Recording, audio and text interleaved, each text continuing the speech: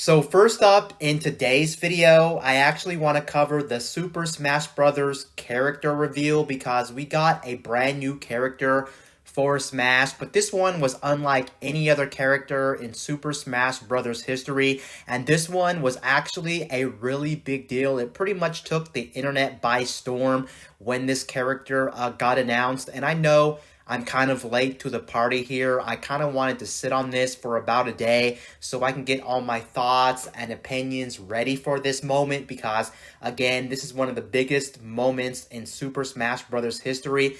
This may actually be one of the biggest gaming reveals of all time when it comes to video games. This one is just really out there and really crazy. And if, of course, you don't know by now, Super Smash Bros. Is getting another brand new character that's going to be DLC. And this time, we're actually getting Steve from Minecraft. And this one is actually a really big deal. And it has a lot of people on the internet up in arms about this.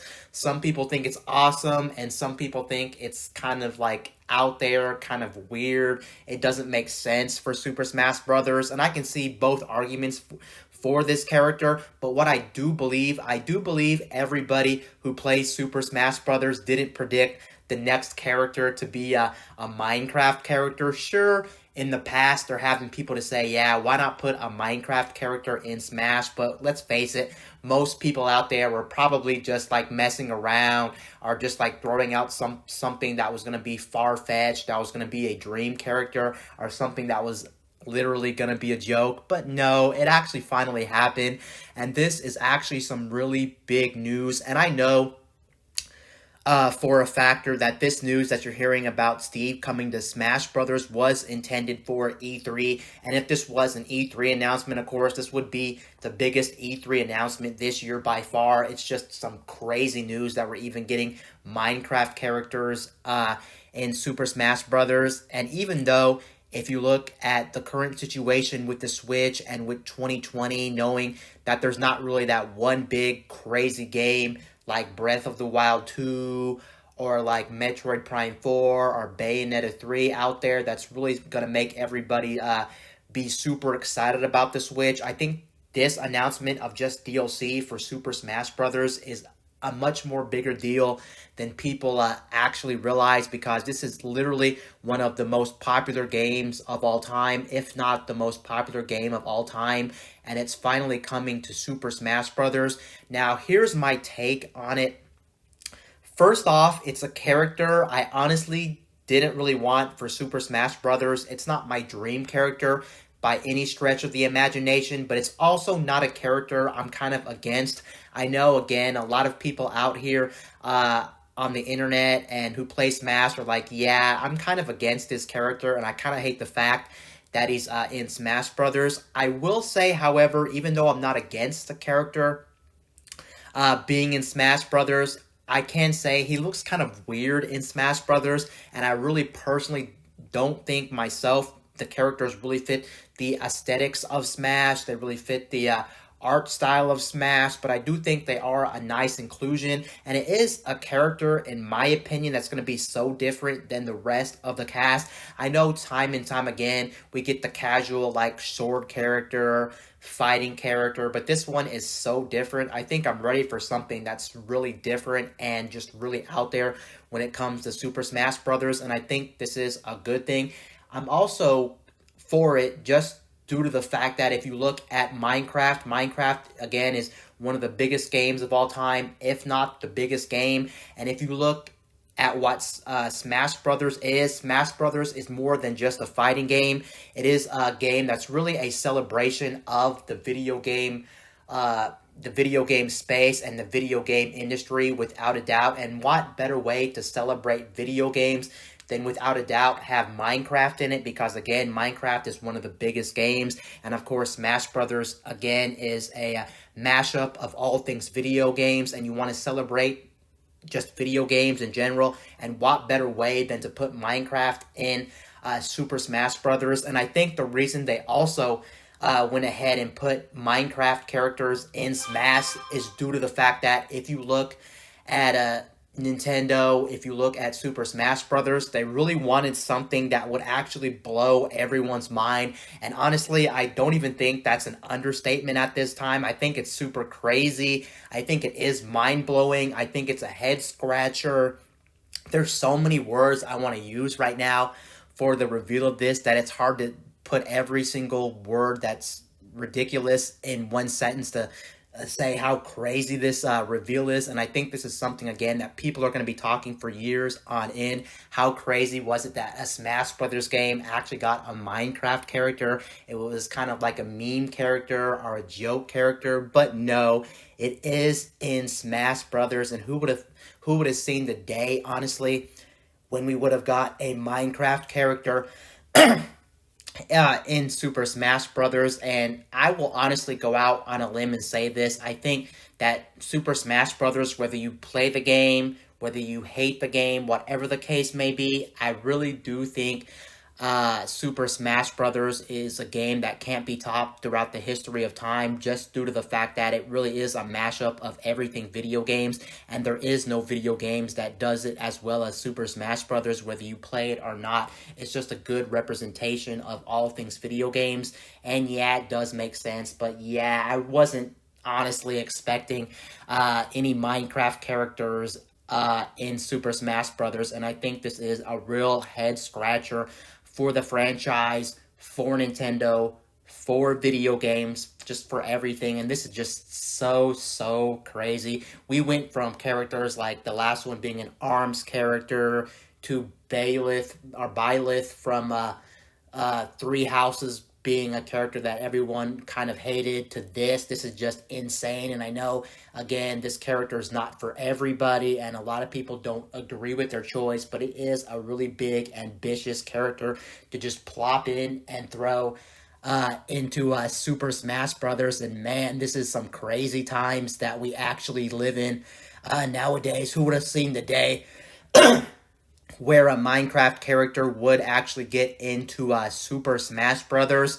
Now, the next one for today's episode is actually going to be about the newly released Super Mario 35 Anniversary Battle Royale game, because I actually been checking this game out for quite some time now, and all I can really say is it's a pretty good game. If you ever played Tetris 99 on the Switch, then you'll pretty much feel right at home with this game. The only difference, of course, is the gameplay. That one's a platformer. It's Mario 1, whereas Tetris 99 is a puzzle battle royale game. But they do share a lot of similarities when it comes to both games. And I think people who played Tetris 99 should check out Super Mario 35th Anniversary Battle Royale, because it is a very awesome game and a very unique game.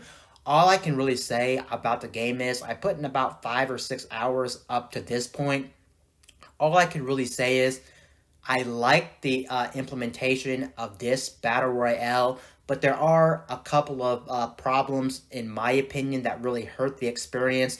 But I don't think it's that big of a deal, especially since most people who are already Nintendo Online subscribers get this game for free. And I don't think they're just going to subscribe to their online service just to play Mario Battle Royale. I think it's only makes sense for people who already own their online service to really play this game. So either way, even if this game's an okay game, it's free anyway for online subscribers. But yeah, going back to the problems I want to mention is, first off, this game is super repetitive. Sure, Tetris on certain levels, or if you break the game down, really all you're doing is trying to make rows of blocks connect to really advance the gameplay. And over time, that game could get boring too. But there is something about playing the same Mario level over and over and over and over that does get kind of repetitive and does get kind of boring over time. So for me,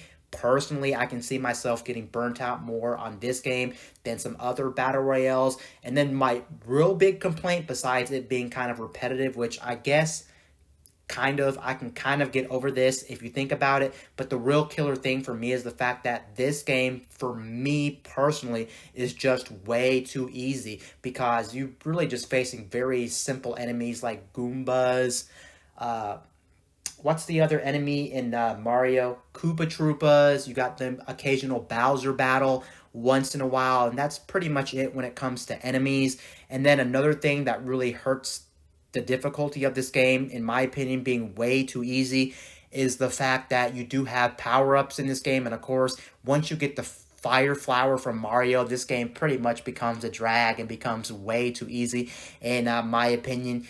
To tell you guys how easy this game is, at least for me, I was able to get first place 5 times, and honestly, that's not normal for a person like me, especially when I'm not really good at the battle royale genre to begin with. And then the rest of the time, I got second place like 20 or 30 times. I just got second place a lot in this game, and honestly, that's the real problem with this game, to be honest. I just really do think that this game is a game that's a little bit too repetitive and a little bit too easy on some levels. I wish they would work some things out. But again, I'm not really complaining about that. I just wanted to bring those issues up with the game because, again, this game is free to play if you're an online subscriber. So it's kind of like you might as well check it out, even if there is problems with this game. I personally don't think this is a game that has longevity and you would just sit here hours on end playing this game because, again, it's a little bit easy and it does become repetitive very fast, very quickly. And I'm like, yeah, this game is not a game I want to play all too much, to be honest. But what we have here is a very fun game. The only thing I don't understand is why is Nintendo still trying to actually limit this game to only like 6 months or something, and then after next year, early next year, they're pretty much going to get rid of this game altogether and we won't see this game ever again. That's kind of something I'm not really too happy about, to be honest, but it is what it is. And I know Nintendo has done some questionable moves in the history of the company, but I guess it makes sense also, since this is Mario's 35th anniversary. They just want to do it for like a quick 35th anniversary celebration and then pull the game down. But there is probably no reason to ever take this game down. It would just be like another game that to sit on the online service to give people something to do and maybe a reason to potentially subscribe, because then you got Tetris 99, Super Mario 35th anniversary, and all the free online retro games like on the SNES online service and the NES online service for that, and that would be cool. But I guess it is what it is from Nintendo. And then I think this is going to be the last one for today's episode. I know today's episode is kind of a quickie, but I did want to talk about a couple of things. The next one is actually back at Nintendo because recently it is confirmed Nintendo is still dodging the Nintendo Switch drift issues, and I think everyone out there who's played the Nintendo Switch knows how common the drifting issue is on the Nintendo Switch. I have drifting issues. Some of my friends have drifting issues. You look it up online, everywhere you look, and Nintendo Switch is always like the #1 console that comes up if you type in like controller drift or just drifting consoles. It's always the #1 console out there that has the highest percentages of drifts. And to this day, Nintendo is still dodging the fact that the percentage, I think for most people agree, it's just too high for this, that they should either do a recall. If they're not going to do a recall, honestly, they should probably like give us some compensation for this thing, because Joy-Con drift is a real issue and it's too common. I know not everybody gets Joy-Con drift, but majority of people, or a lot of people anyway, get Joy-Con drift. And Joy-Con drift is a big deal because once you get Joy-Con drift, especially if it's very severe Joy-Con drift, that pretty much means that your system may actually be unusable. And it even gets worse for people who bought the Switch Lite, because the Switch Lite doesn't have removable Joy-Cons. And once you don't have removable Joy-Cons to deal with, that means if you send it back to Nintendo, you pretty much can't use your console because you don't have it, because you can't just send in the 2 Joy-Cons and continue to use your console with other Joy-Cons or other controllers. That's something that just cannot do, since you cannot remove the whole console. And it's just a shame that a lot of people actually have these Joy-Con drifting issues. And to make things worse for the Nintendo Switch is the fact that I heard a lot of times when you get your Nintendo Switch Joy-Cons repaired from Nintendo and get it back. They worked for a little bit, and then they continue to still have Joy-Con drift because apparently there is no one solution that fixes all the Joy-Con drifting issues. It's just a thing that you pretty much just live with for the eternity of the life of your Nintendo Switch, and that obviously is unacceptable, especially when you want to use your system. And it's also very unacceptable that Nintendo keeps dodging all these problems with the Switch's Joy-Con issues. Are like, yeah, Joy-Con drift is really not that big. There's not that many cases, and it's nothing that we should actually worry about. But I think at this point, everyone pretty much agrees that Joy-Con drift is getting out of hand and is getting ridiculous. And it is ridiculous that Nintendo is actually dodging these problems with their system. It's one thing that Nintendo makes a good product like the Switch and it's selling good, but it's unacceptable when we have things like Joy-Con drift that ruins the experience for a lot of people, especially when you paid your hard-earned money for this thing. You should accept that your Joy-Cons drift, and it's also bad for the company. It gives the company a bad look when they're actually denying these problems that are actually pretty big problems for the company, and it makes everyone think of your company as like a worse company anytime they do things like this, and I'm honestly not happy about this. I am a person that loves Nintendo, but just like anybody else, anytime a company does something that I disagree with, I'm going to call them out on, and this is something that I'm definitely going to call them out on. Admit that your Nintendo Switches have Joy-Con drift, and admit that you just need to fix the problem. I know why they're dodging the problem.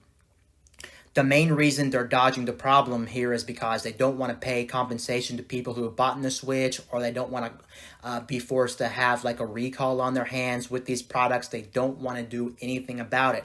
I know technically, I think last year, I do believe they did have a program where you can send in your Joy-Cons and they would actually fix them at no charge to you, but I don't think that was enough, honestly, since they really don't have a permanent fix for the Joy-Con drifting, and I think there needs to be something else to be done. I know a lot of people are actually trying to sue Nintendo about the whole situation, and honestly, I think that is the right way to go about it, and I think someone should call them out on these issues and should give us some compensation or a recall or something on the matter, because this is just unacceptable, especially for the most part. Nintendo is a company that's known for quality control, and it's kind of interesting, at least with this generation, I feel like Nintendo has had more problems with the Switch hardware compared to past consoles that really didn't have too many problems. Sure, other consoles in the past have had problems, and I'm not saying they're flawless at all, but compared to what the Switch has dealt with